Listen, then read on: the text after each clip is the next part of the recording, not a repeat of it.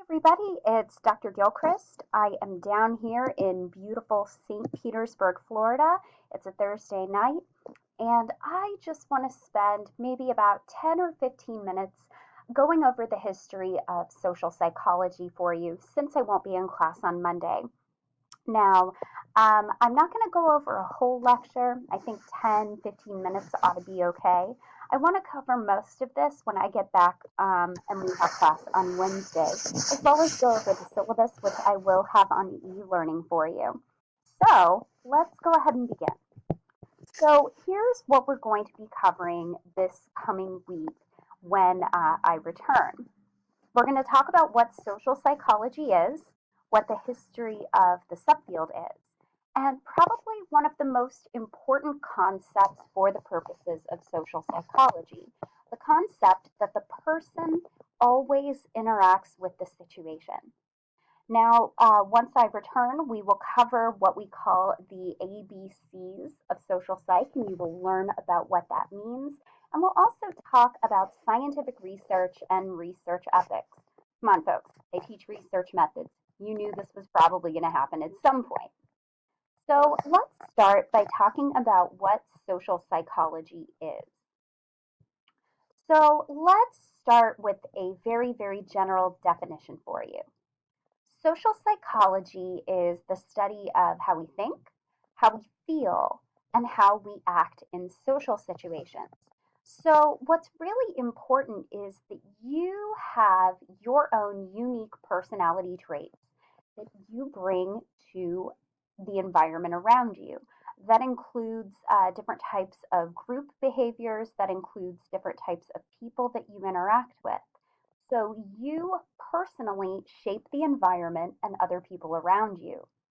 Now, I would be remiss if I didn't also mention that the environment shapes us as well.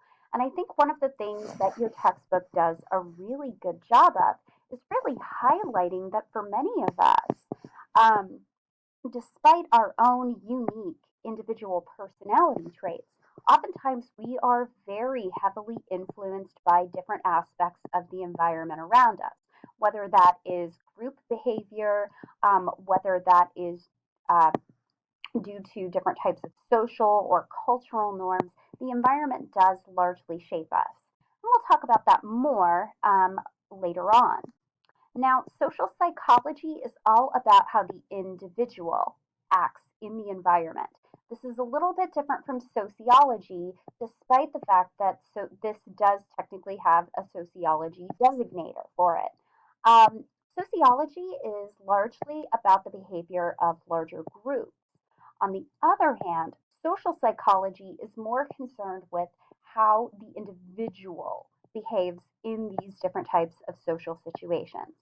And these will include topics, we'll cover a wide variety of topics, including things like altruism, how we help others, cooperate with others, aggression, prejudice, loneliness, social influence, how we form friendships, how we fall in love. We are going to cover all of those things this semester, and I can't wait. So let's very briefly start with a history of social psychology. So, interestingly enough, your book notes that although the field didn't really formally get started until about the 50s or even as early as the 40s, the first noted psychology study that focused on social psychology is noted by Norman Triplett back in 1898. And he actually did a study of what we will call social facilitation. And this is basically the idea that people tend to perform better in a group than they do if they're doing a task alone. So if I'm at a basketball hoop and I'm shooting free throws at the 3-point line over and over again, and to be clear, I would probably need to actually be at the free throw line, not the 3-point line. I definitely can't make 3-pointers. But let's say I was shooting free throws. Odds are pretty good that I'm actually going to perform a little bit better if a group is watching me versus if I'm trying it alone. And I know what some of you are thinking.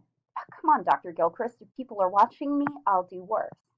You would think so, but generally we do tend to find that our performance is better when we are being watched by other people or when we're performing as part of a group or competing in a group.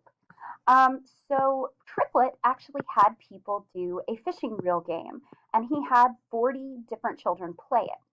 And despite not really having a lot of knowledge of statistics at the time, he actually did something kind of interesting and he randomized trials for participants. So on certain trials, they were either competing with other children, or on other trials, the children were playing alone.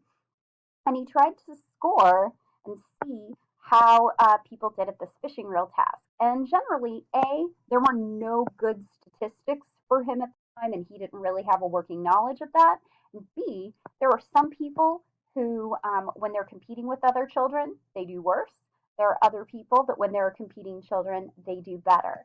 So, despite the fact that this was the first major social psychology study, the results actually weren't very conclusive. But it's really in the 1940s and the 1950s that we really start to see major contributions to social psychology take shape. And we have Kurt Lewin and Leon Festinger to thank for that. So Kurt Lewin is sometimes regarded as the founder of the field. And if you know anything about industrial organizational psychology, and I know that a few of you have had my course, you might notice that his name looks a little bit familiar. And that's because he was also a major contributor to IOPsych. And this is largely because he looked at aspects related to how people perform in groups.